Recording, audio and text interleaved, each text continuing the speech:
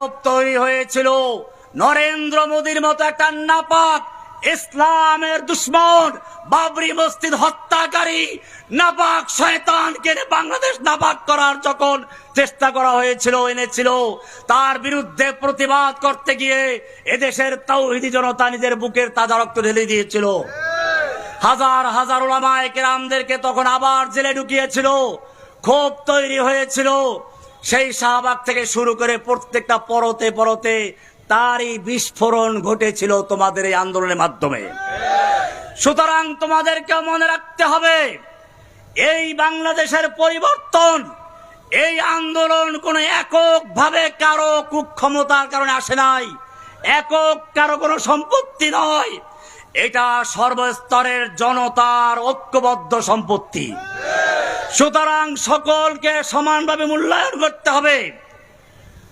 শুধুমাত্র নিজেদের স্বার্থ উদ্ধার করে অন্যদেরটা এড়িয়ে গেলে চলবে না, তাহলে কিন্তু এই বিজয় আর বেশি দিন থাকবে না। দুশমন কিন্তু এখনো বসে আছে, এখনো ওত পেতে বসে আছে। কিভাবে আমাদের মধ্যে আবার সেই ঐক্যে ফাটল ধরানো যায়, কিভাবে আবার ভারতের দালালদেরকে বিজয়ী করা যায়, সেজন্য তারা প্রতিটি ক্ষণে ক্ষণে তারা বসে আছে। আপনারা জানেন ভারতের মিডিয়াগুলো আমার বিরুদ্ধে কিভাবে লেগেছে। আমি তো ভারতের বিরুদ্ধে কখনো লেকচার দেই না। আগে যখন তারা আমার বিরুদ্ধে লেকচার দিল, আমার বিরুদ্ধে তারা প্রচার করতে শুরু করলো, তখনই আমি বলেছিলাম, ভারত যদি বাংলাদেশের দিকে হাত উঁচু করে সে হাত কেটে ফেলা হবে, সেদিকে পা বাড়ায় সে পা ভেঙে দেওয়া হবে। ভারত যদি বাংলাদেশের দিকে চোখ তুলে দাঁড়ায় সে চক্ষু উপড়ে ফেলা হবে।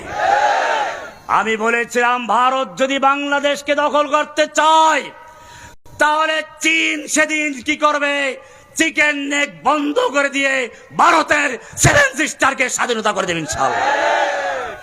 শুধু তাই নয়, বাংলাদেশকে যদি আক্রমণ করতে চাও পশ্চিমবঙ্গ মুক্ত করে ছাড়বো ইনশাআল্লাহ। শুধু এ পর্যন্তই নয়, আমি বলেছিলাম, শিখদেরকে বলেছি, এখনই সুযোগ আছে, নরেন্দ্র মোদীর কবর দেওয়ার জন্য তোমরা তোমাদের স্বাধীনতা ঘোষণা করে দাও। কাশ্মীরি মুসলমানদের সম্পর্কে বলেছিলাম, পাকিস্তান এবং আফগানিস্তানে মুসলমান তোমরা ভাই ভাই যুদ্ধ করো না। তোমাদের যদি যুদ্ধ করার ক্ষমতা থাকে তাহলে ল্যান্টি মুসলমান হিন্দুদের বিরুদ্ধে যুদ্ধ করে কাশ্মীরি ভাইদের পাশে দাঁড়াও।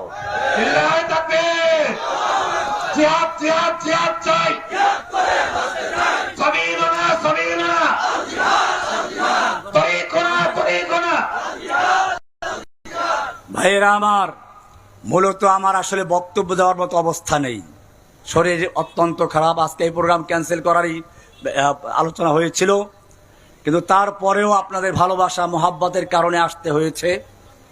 আমি দোয়া চাই, আমাকে জেলখানায় নির্জনবাসে রাখা হতো, কারাগারে নির্জনবাস আর একটা কারাগার, বিভিন্নভাবে উপহাস করা হতো। সবচেয়ে বড় কষ্ট হতো যখন তারা আল্লাহকে নিয়ে উপহাস করত। রিমান্ডে নিয়ে এক পুলিশ অফিসার বলেছিল, রহমানী সাহেব, কোরআনে তো বলা আছে কুল্লা ইয়াউমিন হুয়া ফি শান, আল্লাহ ব্যস্ত আছে, নাউজুবিল্লাহ। এখন আমরা আপনাকে অত্যাচার নির্যাতন যাই করে আল্লাহ দেখবেন না, আল্লাহ ধরবেন, থ্রেট দিয়েছেন, সানাফরুগু লাকুম আইয়ুহাস সাকালান, এটা একটা থ্রেট দিয়েছেন, যখন ধরবেন তখন দেখবো। এখন তো আমরা আপনাকে ধরেছি। এভাবে তারা উপহাস করত, মজাক করত। এদের নামগুলো সুন্দর, একটা নাম ছিল তাওহীদ। কি নাম?